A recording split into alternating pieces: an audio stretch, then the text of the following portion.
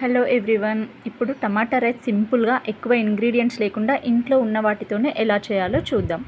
ముందుగా ప్యాన్ పెట్టుకొని ఆయిల్ వేసుకొని తర్వాత జీలకర్ర, పల్లీలు అవి కొంచెం వేడయ్యాక తర్వాత కరివేపాకు వేసుకోవాలి.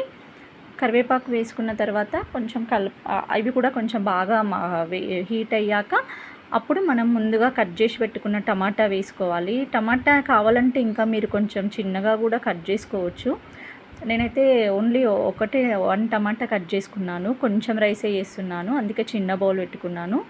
తర్వాత కలిపి కాసేపు అలాగే ఉడకనివ్వాలి. ఉడికిన తర్వాత టమాటా కూడా కొంచెం ఉడికిన తర్వాత పసుపు యాడ్ చేసుకోవాలి. తర్వాత ఇంకా కారం, సాల్ట్ మీరు ఎలా తింటారో అలా మీరు మీకు టేస్ట్కి తగినట్టుగా వేసుకొని తర్వాత రైస్ వేసి కలుపుకోవాలి. నేనైతే ఇంకా గార్లిక్, ఆనియన్ అలాంటివి ఏం యూజ్ చేయలేదు. జస్ట్ సింపుల్గా ట్రై చేశాను, కానీ టేస్ట్ చాలా బాగుంటుంది. ఒకసారి మీరు ట్రై చేయండి. వీలైతే లెమన్ ఉంటే లాస్ట్లో లెమన్ కొంచెం నిమ్మకాయ రసం పిండుకుంటే ఇంకా చాలా టేస్టీగా ఉంటుంది. Please subscribe.